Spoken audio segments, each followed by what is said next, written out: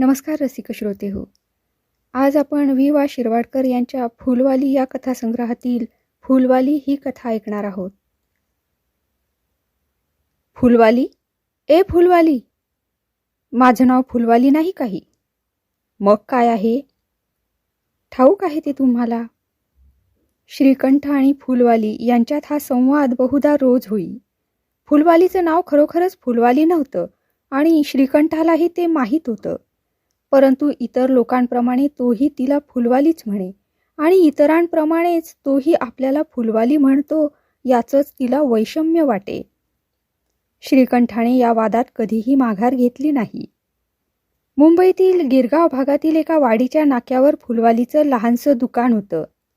दुकानाच्या त्या अरुंद चौकोनात रंगीबेरंगी फुलांच्या राशी पडलेल्या असत आणि त्यांच्या संमिश्र सुगंधानं सभोवारचं वातावरण दरवळून जाई. या फुलांच्या राशीमध्ये फुलवाली खाली मान घालून बसे आणि एकाग्रतेने वेण्यांची, हारांची आणि गुच्छांची झरझर गुंफण करीत राही. रस्त्यावरच्या रहदारीकडे तिचं लक्ष नसे. गिऱ्हाईकांशी व्यवहार करण्यापुरतीच आपली फुलांवर खिळलेली नजर ती हलकेच वरती उचलत असे. जणू त्या नाजूक सौंदर्याचा आस्वाद घेणारी दृष्टी इतर कोणत्याही दृश्याचं अवलोकन करण्यास नाखुश होती. लोक फुलं घेताना फुलवालीकडे पाहात, किंबहुना फुलवालीकडे पाहूनच फुले घेत. तिच्या त्या भरदार गोऱ्यापान मूर्तीकडे स्त्रिया कुतूहलाने आणि पुरुष लालसेने बघत. फुलवाली सुंदर होती, परंतु ते सौंदर्य नवथर नव्हतं. त्यावर प्रौढावस्थेची आणि एका गूढ विषण्णतेची सावली पडली होती. एखाद्या संगमरवरी मूर्तीवर राहिलेली फुलं खाली ओघळून पडावी त्याप्रमाणे फुलांचे लालसायुक्त कटाक्ष तिच्या शरीरावरून ओघळून पडत. तिच्या अंतःकरणाला त्यांचा स्पर्श होत नसे. फुलवालीचा अंगवर्ण केवड्याच्या पानासारखा आणि तजेलदार होता. अवयव टवटवीत आणि उठावदार होते.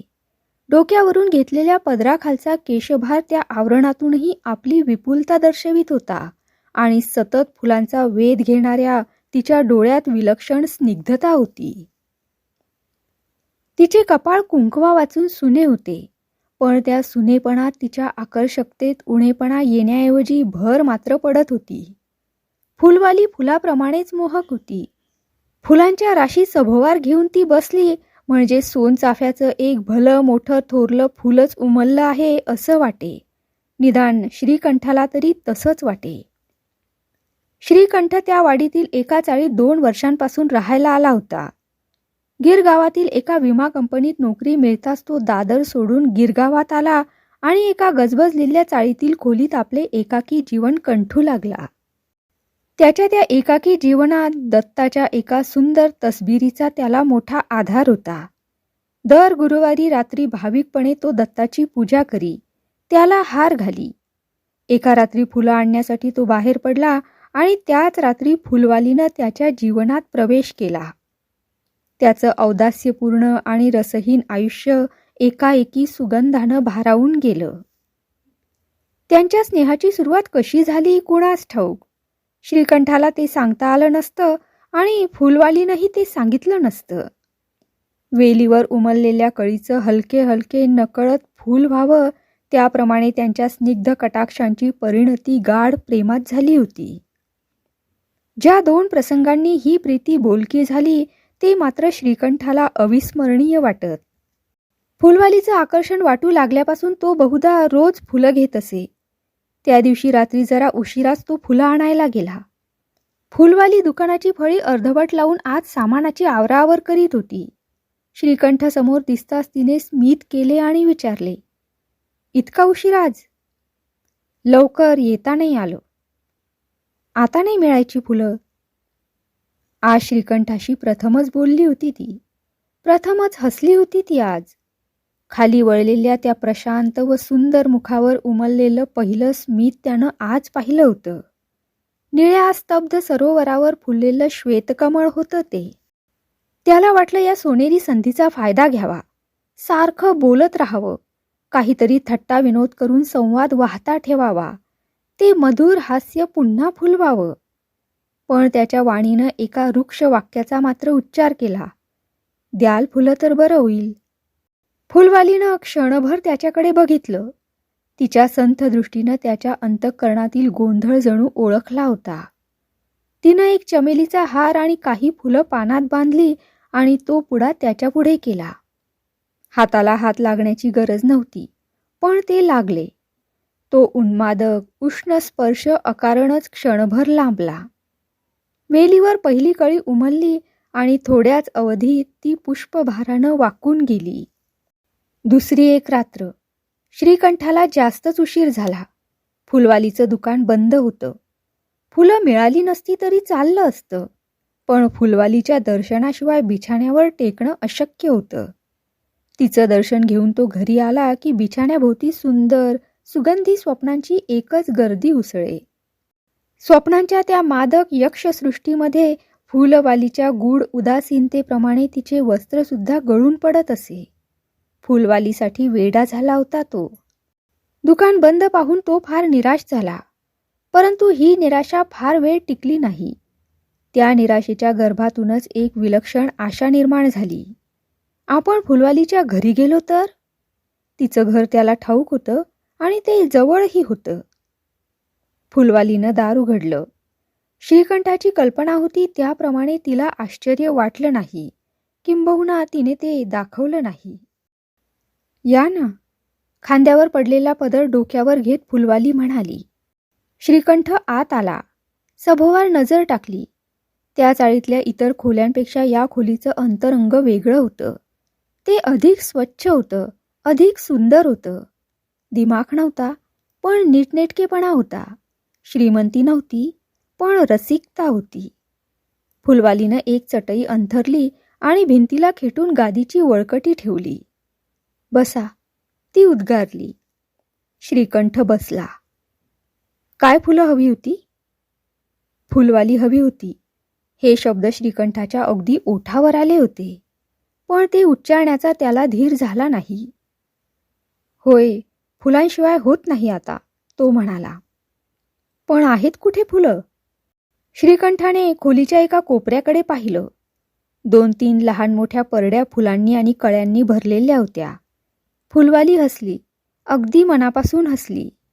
परड्यातली सारी फुलं खोलीभर उधळल्याप्रमाणे श्रीकंठाला वाटलं. ही फुलं कोणासाठी ठेवली आहेत वाटतं?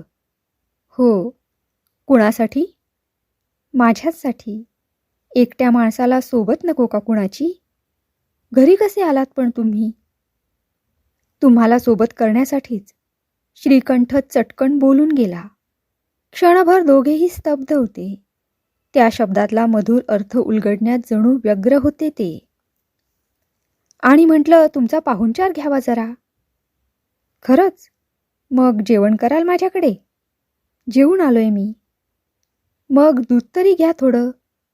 फुलवाली उठली आणि चटकन स्टोव पेटवून तिने दूध तापवले. दुधाचा कप श्रीकंठापुढे ठेवीत ती म्हणाली, अगदीच अडाणी नाही मी. श्रीकंठ जायला निघाला तेव्हा फुलवालीनं गुलाबाची 2 टपोरी फुलं त्याच्यापुढं केली. बिचारी फुलं. दुसऱ्या क्षणी दोघांच्या गाढ अलिंगनामध्ये त्यांच्या पाकळ्या विलग होऊन जमिनीवर पडल्या. फुलवालीनं श्रीकंठाला आपल्या छातीशी आवेगानं धरून ठेवलं. त्याच्या मुखावर चुंबनाचा वर्षाव केला. त्याच्या केसातून पुन्हा पुन्हा हात फिरवला. जणू अनेक युग दुरावलेला जीवाभावाचा सांगाती तिला आज अकस्मात भेटला होता. तिच्या त्या भावना वेगात केवळ प्रणय नव्हता, त्यात स्नेहाची अभिलाषा होती आणि वत्सलताही होती. अननुभूत सुखाच्या समुद्रामध्ये आपण बुडून जात आहोत, गुदमरून जात आहोत असं श्रीकंठाला वाटलं. तो जाण्यासाठी निघाला होता, पण त्या रात्री तो घरी गेला नाही. नंतरच्या काळात श्रीकंठ एका गंधर्व नगरीत राहत होता. त्या गंधर्व नगरीच्या प्रवेशद्वारावर इंद्रधनुष्याच्या कमानी होत्या आणि नक्षत्रांची तोरणं होती. आत चंद्रप्रकाशाचे महाल होते आणि पिंजलेल्या ढगांच्या शय्या होत्या. वातावरणातील प्रत्येक अणुरेणूतून पुष्पार्क निथळत होता. जीवनातील प्रत्येक क्षणाचे नाव उन्माद होते. रोज सकाळी कामावर जाताना तो फुलवालीच्या दुकानावर जाई आणि फुलवाली, ए फुलवाली म्हणून हलकेच हाक मारी. ती हसे आणि कृत्रिम कोपाने म्हणे, माझं नाव फुलवाली नाही. रोज त्यांची ही प्रश्नोत्तरे होत आणि रोज त्यांना ती नव्याने केल्याचा आनंद होई. रात्री तो फुलवालीच्या घरी जाई आणि अनेकदा तेथेच राही. त्याच्यासाठी ती फुलांचे हार करी. त्याप्रमाणेच वेगवेगळे सुग्रास पदार्थही करी. फुलवालीनं श्रीकंठापासून काहीही राखून ठेवलं नाही. आपले अवघे जीवन एखाद्या पुष्पगुच्छाप्रमाणे तिने त्याला देऊन टाकले, वाहून टाकले. फुलामागे फूल होऊन 500-600 रुपयांची माया तिनं जमवली होती. श्रीकंठाच्या 2 वर्षाच्या सहवासात या साऱ्या संचिताचा तिने मुक्त हस्ताने व्यय केला. वर्तमान काळासाठी तिने भविष्य काळाचे मोल दिले. वादळी वाऱ्यावर टाकलेली पिसे चटकन उडून जावीत त्याप्रमाणे त्यांच्या आयुष्यातील ही 2 वर्ष उडून गेली.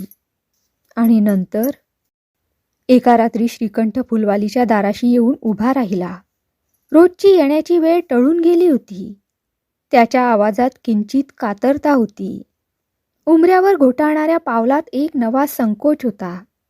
श्रीकंठाचं अंतःकरण त्याच्या डोळ्यात येऊन फुलवाली अशी आर्त हाक मारीत होतं. फुलवालीला समजलं, श्रीकंठाच्या मनाचा, स्वभावाचा कोणताही कोपरा तिला अज्ञात नव्हता. फुलांइतकाच दृढ परिचय तिला श्रीकंठाच्या व्यक्तिमत्वाचा झालेला होता. तिने दार उघडले आणि श्रीकंठ आत आला. आपल्या नेहमीच्या जागेवर चटईवरील गादीला टेकून तो बसला. फुलवालीने दार लोटून घेतले आणि नंतर ती त्याच्याजवळ पण जमिनीवर बसली. क्षणभर कोणीच बोललं नाही. काय ते? अखेर फुलवालीने विचारले. श्रीकंठाला सांगता येईना. मान खाली घालून तो स्वस्थ बसला. फुलवालीनं हलकेच आपला हात पुढे केला आणि त्याच्या हाताला स्पर्श करीत ती म्हणाली, काय सांगायचंय? माझं लग्न ठरतंय. श्रीकंठ एकदम आवेगाने म्हणाला. खरंच? फुलवालीने आपला हात मागे घेतला आणि क्षणभर ती विचारमग्न झाली. आज संध्याकाळी काकांची तार आली. श्रीकंठाचे शब्द तिच्या कानावर पडत होते. मुलगी पाहण्यासाठी मला ताबडतोब बोलावलंय त्यांनी गावी.